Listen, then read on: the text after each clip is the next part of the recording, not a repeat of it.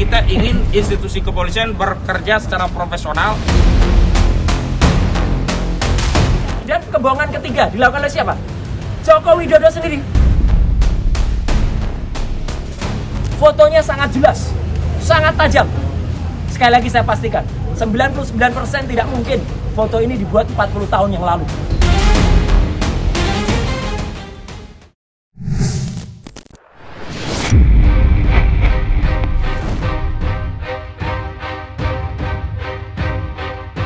Pakar telematika Roy Suryo dan koleganya kembali menyambangi Polda Metro Jaya. Dan kedatangannya kali ini untuk meminta Polda Metro Jaya melaksanakan uji laboratorium forensik (Lab4) ijazah Jokowi secara independen. Langkah ini diambil Roy Suryo CS agar adanya keberimbangan mengenai fakta ijazah Jokowi yang diragukan keasliannya sebelum memasuki persidangan. Jika permintaan Roy Suryo CS dikabulkan, ijazah Jokowi kembali diuji di laboratorium forensik secara independen, maka ini akan menjadi babak paling krusial yang akan menentukan nasib Roy Suryo dan 8 tersangka lainnya. Lantas seberapa penting uji laboratorium forensik terhadap ijazah Jokowi secara independen? Memastikan bahwa bukti itu benar telah disita oleh penyidik Polda Metro Jaya dan tidak dalam penguasaan saudara Joko Widodo dan tidak pula diperlihatkan kepada Projo saat di Solo di bulan Oktober yang lalu. Bahkan penyidikan sudah dilakukan sejak Juli begitu. Nah, selanjutnya kami ingin meluruskan framing di tengah masyarakat seolah-olah dengan ditunjukkan bukti itu perkara menjadi selesai, seolah-olah itu adalah proses konfirmasi keaslian ijazah. Keliru. Kami tegaskan bahwa proses untuk membuktikan perkara itu ada di persidangan dan hasil penafsiran terhadap bukti-bukti itu ada pada putusan hakim, dan putusan itu adalah putusan yang berkekuatan hukum tetap atau inkrah van Gewitz, dan putusan inkrah itu adanya nanti di majelis kasasi yang dikeluarkan oleh lembaga Mahkamah Agung Indonesia. Artinya kita semua harus menghormati dan bersabar karena begitulah proses berhukum dalam hukum acara pidana di negara kita. Ada putusan pertama, ada banding, ada kasasi. Nah, disitulah tempat yang terakhir yang tidak ada lagi perbedaan penafsiran. Tapi kita ingin institusi kepolisian bekerja secara profesional, melayani semua pihak, bersikap adil, transparan, tindakannya kredibel, dan tentu saja akuntabel, begitu. Apa yang menjadi rujukan? Bahwa akhir-akhir ini dalam satu dasawarsa atau setidaknya dalam 2 periode kepemimpinan saudara Joko Widodo, atau lebih spesifik saat Polri ini dipimpin oleh Listio Sigit Prabowo, sebelumnya oleh Tito Karnavian, itu banyak sekali anomali. Di antaranya apa? Kasus-kasus yang ternyata versi kepolisian itu bermasalah. Kasus Vina Cirebon, kasus Kopi Sianida, kasus KM50. Dan yang paling penting adalah rujukan kami adalah kasus pembunuhan seorang anggota kepolisian berpangkat brigadir, yakni Brigadir Joshua Huta Barat, yang ditembak mati oleh Barada Eliezer Budiang Tumeu atas perintah seorang Kadif Propam Mabes Polri, yakni Irjen Pol Verdi Sambo. Kita ketahui peristiwa itu awalnya dinarasikan oleh Kepala Bagian Penerangan Umum saat itu Brigjen Muhammad Ramadan dari Mabes Polri. Itu peristiwanya adalah tembak-menembak, dan sudah ada hasil forensik dari internal kepolisian melalui dokter di internal kepolisian, melalui proses autopsi di internal kepolisian. Hasilnya adalah itu tembakan dari peristiwa tembak-menembak. Tetapi apa? Setelah dilakukan pengujian secara komprehensif dengan pendekatan crime scientific investigation, ternyata setelah dilakukan forensik ulang oleh kedokteran Universitas Indonesia, hasilnya berbeda. Yakni hasilnya ternyata luka yang diakibatkan tembakan itu adalah luka akibat tembakan dengan jarak yang dekat. Setelah dilakukan penyelidikan ulang, kasusnya berubah jadi kasus pembunuhan berencana. Potensi yang terjadi di kasus ijazah palsu. Asumsinya sederhana. Untuk kasus penghilangan nyawa saja, institusi kepolisian berani melakukan pembohongan kepada publik melalui narasi Lab4 yang dikeluarkan oleh kedokteran forensik dari kepolisian yang hasilnya ternyata bohong, yang kemudian banyak yang terlibat dan kena sanksi kode etik, apalagi hanya untuk urusan ijazah. Karena itu, untuk menghilangkan praduga, ada intervensi kekuasaan atau intervensi apapun, dan agar kalau hasilnya itu kredibel, akuntabel, diakui para pihak, maka kami telah menyiapkan surat. Suratnya tadi mana?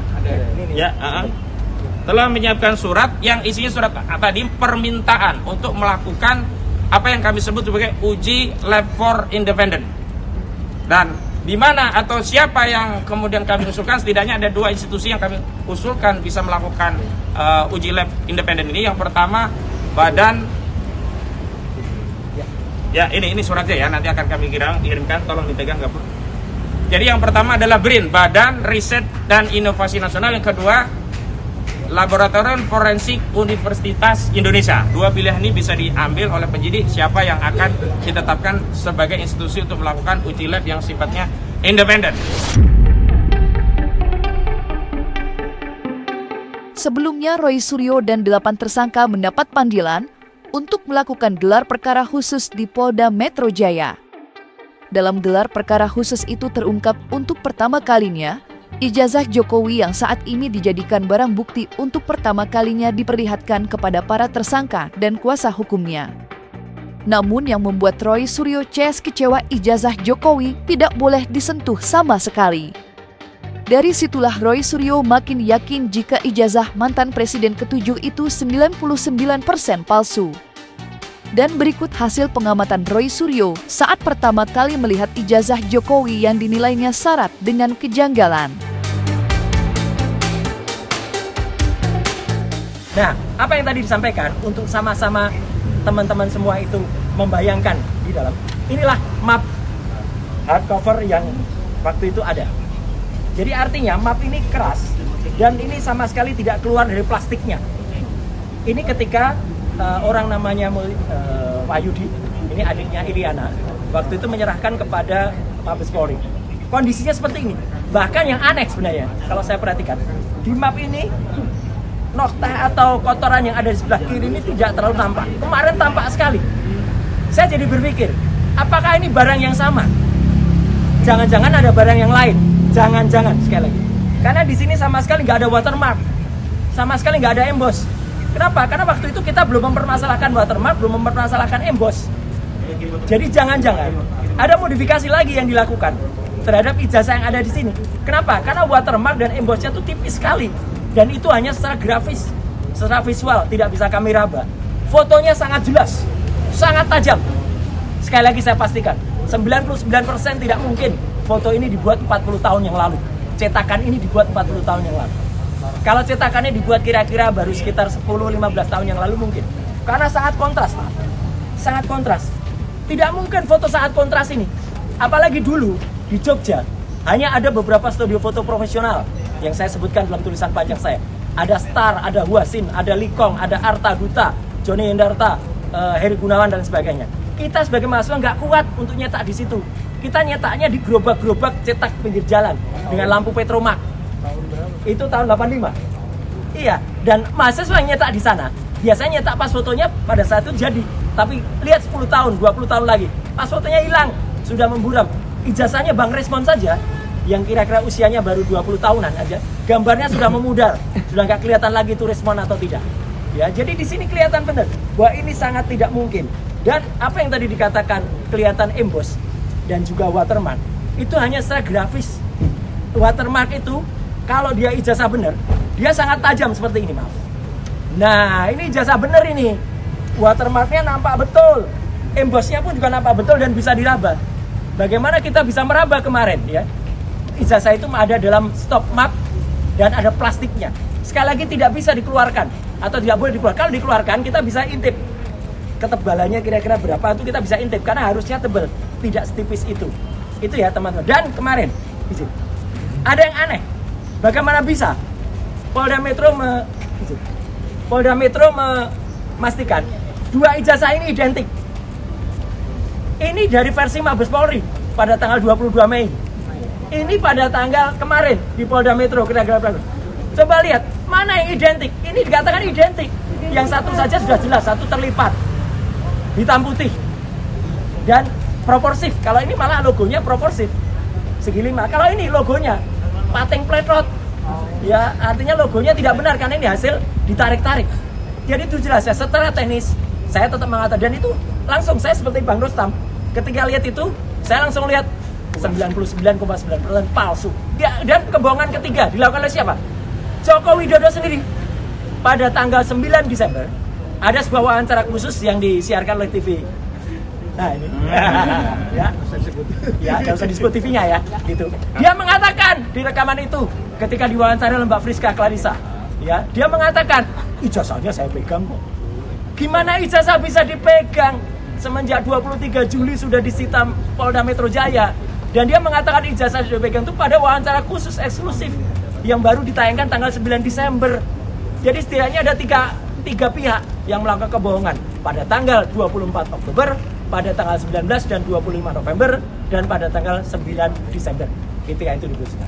Jadi sekali lagi teman-teman semua, saya bisa pastikan sekali lagi 99,9% ijazah yang kemarin disampaikan pada gelar perkara khusus itu adalah palsu. Jadi artinya ya kami insya Allah kalau ini tidak slip of tongue, jadi kami semua ketika gelar perkara khusus itu benar-benar melihat bahwa pada saat gelar perkara khusus kami tidak melihat dengan jelas yang namanya watermark ya. Kalau ada itu grafis.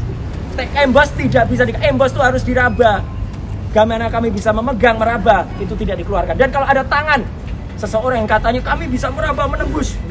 Apa bisa tangannya menembus? Nggak mungkin tangan itu menembus begitu ya. Nggak mungkin. Karena tangan yang menembus itu adalah dia harus masuk ke dalam plastik. Menanggapi tudingan Roy Suryo dan koleganya, Wakil Ketua Umum Jokowi Mania, Andi Azwan tidak tinggal diam. Menurut Andi, apa yang dikatakan Roy Suryo tidak lagi menjadi penting, bukan tanpa sebab. Menurutnya Roy Suryo CS hanya mengakui kebenaran dari kelompoknya saja dan menutup kebenaran dari kelompok lainnya. Andi sama sekali tidak khawatir dengan langkah yang ditempuh Roy Suryo. Itu menandakan para tersangka sedang terpojok. Karena hal itulah Andi Azwan menuding jika Roy Suryo sedang menuai atas apa yang ditanamnya sendiri, yakni kebohongan dan fitnah atas tuduhannya terhadap mantan Presiden Jokowi. Masa kita berpolemik dalam hal-hal seperti itu, ya? Yang mau mengeluarkan mau apa kan yang hanya tahu kan penyidik. Polda Metro Jaya, kan itu kan disegel baru digunting baru dibuka. Ya, apakah Pak Jokowi nggak mempunyai scanningnya di rumah? Ya punya lah, ya kan? Nggak mungkin nggak punya gitu loh. Yang lain pun 13 itu, apa nggak punya? Punya lah, scanningnya mereka masing-masing, ya kan? Jangan berbodoh seperti itulah berpikirannya gitu. Ya, yang jelas itu hadapi aja ya. Anda yang menanam ya, Anda yang akan menerima tuainya gitu. Sangat jauh dalam arti ini orang, kan saya bilang dari awal, mereka itu selalu berkata, satu palsu, kedua bohong, ya kan? Ketiga salah, ya kan? Dia yang paling benar, itu aja. Apapun kita serahkan, apapun yang kita berikan kepada mereka, itu pasti salah, palsu, atau bohong. Nah, kalau dia bilang matanya kayak mata elang, mata ini, saya simpel. Dia mengatakan, ada suatu podcast, saya sudah 50 tahun belajar tentang fotografi. 50 tahun, umurnya aja 57 tahun sekarang. Umur dia sama saya itu sama, 57 tahun. Emang sejak umur 7 tahun dia belajar fotografi? Betul nggak? Makin lama, makin kesini itu kelihatan bohongnya. Terbuka itu semua gitu, ya, bahan kertas misalnya kan, itu 2012 gitu, gimana ceritanya? Mana dia bisa buktikan hanya lihat dari mata? Sedang Lab 4 sudah melakukan secara uji fisik, ya, uji chemical, ya, baik tulisan, massa kertas, semuanya, itu jelas secara saintifik. Kalau mereka adalah keyakinan, asumsi mereka yang merasa mereka paling pintar untuk hal itu gitu. Terbantahkan semua kan apa yang dikatakan oleh Polda Metro Jaya. Mereka hanya klaim. Tidak menurut kaidah ilmu pengetahuan dalam penelitiannya.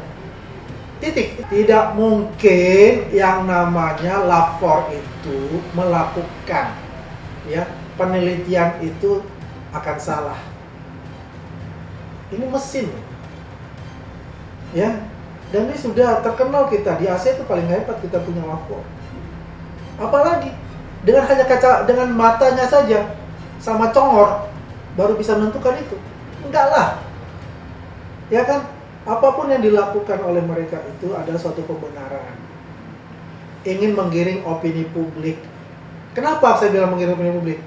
Hal yang kayak begitu mereka mengundang semua wartawan kan? Coba. Apakah ada hal baru untuk itu? Katakanlah dia mempunyai ijazah asli. Ya. Katakanlah dari temannya Pak Jokowi misalnya. Ada nggak dia punya? Kan nggak punya. Nggak ada hal yang baru. Saya masih ingat waktu itu dia membawa yang namanya fotokopi legalisir dari KPU.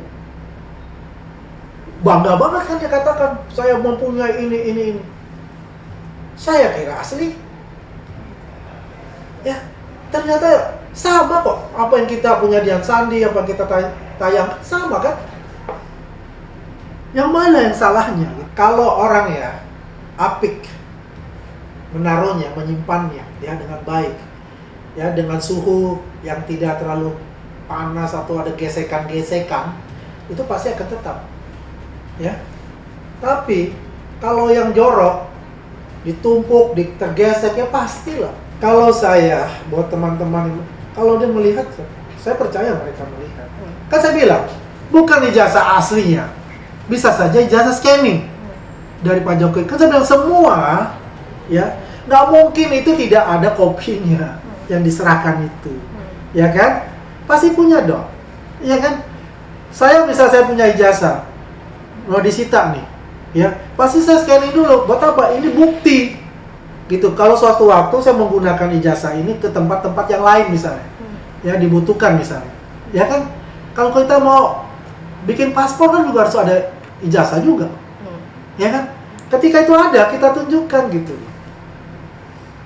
Itu hal wajar. Kalau saya percaya dengan Freddy, dengan Budi Ari, kalau dia bisa melihat itu ijazah asli, bukan asli yang dalam bentuk ini menurut saya ya.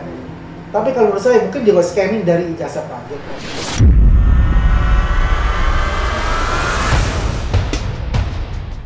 Nah, selesai sudah Cumi Lovers. Saksikan terus Cumi Cam in-depth, kabar lengkap, mendalam, dan akurat dari narasumber terpercaya. Dan jangan lupa untuk like, subscribe, dan juga share channel YouTube Cumi Cumi.